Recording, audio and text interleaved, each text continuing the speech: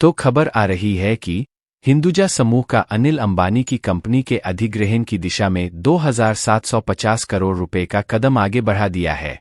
कर्ज में डूबे उद्योगपति अनिल अंबानी को झटका लगा है, क्योंकि उनकी कंपनी रिलायंस कैपिटल अब उनके हाथ से निकलकर इंडसइंड इंटरनेशनल होल्डिंग्स (IIHL) के नियंत्रण में आ गई है।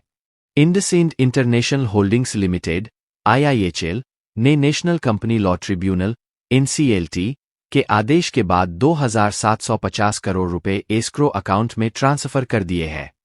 NCLT ने IIHL को 10 अगस्त तक समाधान योजना लागू करने और इक्विटी घटक को क्रेडिटर्स की समिति द्वारा नामित एस्क्रो अकाउंट में जमा करने का आदेश दिया है। अनिल अंबानी की रिलायंस कैपिटल के खिलाफ चल रहे दिवालियेपन मामले में IndusInd international holdings limited (IIHL) ने national company law tribunal (NCLT) के निर्देश के बाद एस्क्रो अकाउंट में करीब 2,750 करोड़ रुपए ट्रांसफर कर दिए हैं। इकोनॉमिक टाइम्स की एक रिपोर्ट के अनुसार IIHL को बैंकों द्वारा एक बाध्यकारी टर्म शीट भी दी जाएगी, जिसमें लेनदेन के वित्तपोषण के लिए उनके द्वारा जुटाए जाने वाले ऋणों का विवरण होगा। NCLT पीठ ने गुरुवार को IIHL को 10 अगस्त तक समाधान योजना को लागू करने और 2,750 करोड़ रुपए के इक्विटी घटक को ऋणदाताओं की समिति (COC) द्वारा नामित एस्क्रो खाते में जमा करने का आदेश दिया।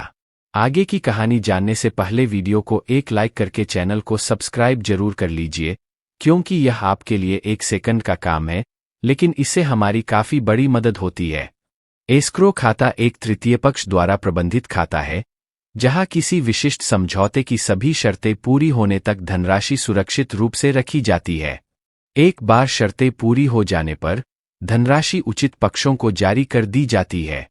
कर्ज में डूबी रिलायंस कैपिटल को रिजर्व बैंक ने गवर्नेंस संबंधी मुद्दों और भुगतान में चूक के कारण अपने नियंत्रण में ले लिया था। केंद्रीय बैंक ने नागेश्वर राव वाई को प्रशासक नियुक्त किया था, जिन्होंने कंपनी को अपने नियंत्रण में लेने के लिए फरवरी 2022 में बोलियां आमंत्रित की थीं।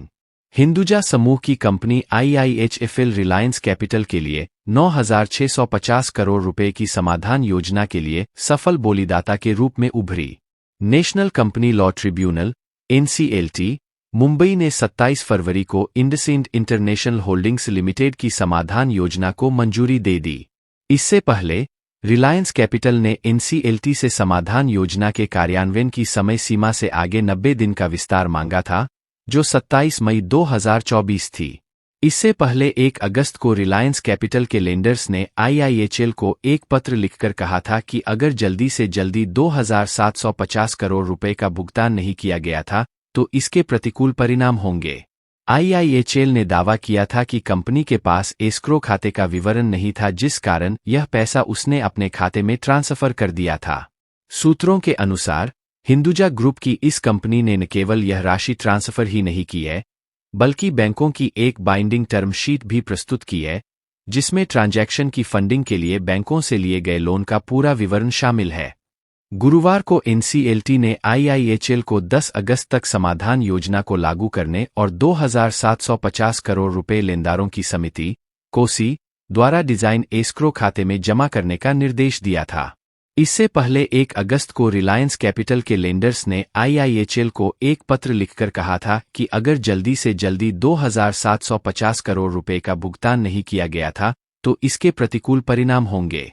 IIHL ने दावा किया था कि कंपनी के पास एस्क्रो खाते का विवरण नहीं था, जिस कारण यह पैसा उसने अपने खाते में ट्रांसफर कर दिया था। कंपनी ने एक विनियामक फाइलिंग में कहा, हितधारकों को सूचित किया जाता है कि सफल समाधान आवेदक द्वारा स्वीकृत समाधान योजना के कार्यान्वयन के लिए 27 मई 2024 से 90 दिनों का विस्तार मांगने के लिए दिवाला और दिवालियापन संहिता 2016 की धारा 7(5) के तहत राष्ट्रीय कंपनी कानून न्यायाधिकरण नियम 2016 के नियम 11 के साथ एक आवेदन NCLT के समक्ष दायर किया गया था।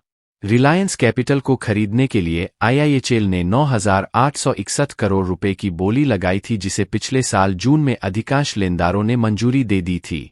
रिलायंस कैपिटल में करीब 20 फाइनेंशियल सर्विसेज कंपनियां हैं।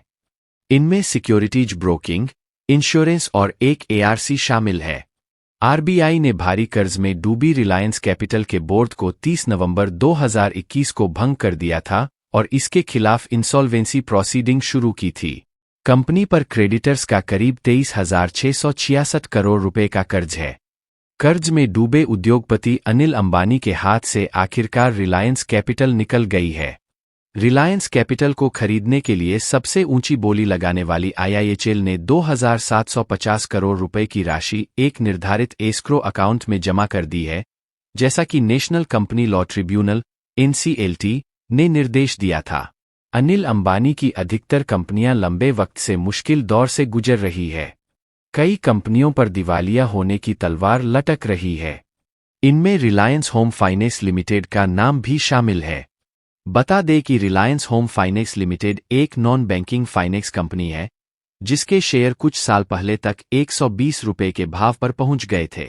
मगर पिछले कुछ सालों में इस कंपनी के शेयरों में जबरदस्त गिरावट देखने को मिली है।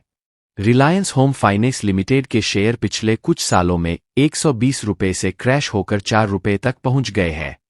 आज कंपनी के शेयर 0.99% की बढ़त के साथ 4.08 रुपए पर बंद हुए हैं। जनवरी में कंपनी के शेयर 6.22 रुपए पर थे, जो 52 वीक का सबसे हाई स्तर था।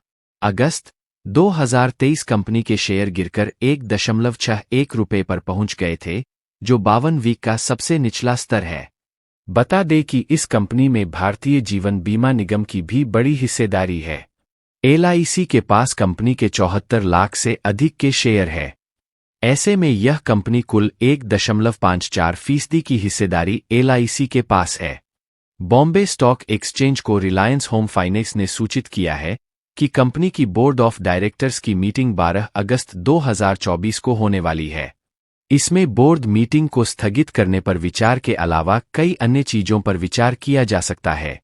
तो क्या अनिल अंबानी की अधिकतर कंपनियां जो लंबे वक्त से मुश्किल दौर से गुजर रही है, कई कंपनियों पर दिवालिया होने की तलवार लटक रही है, क्या समय इसे ठीक कर पाएगा?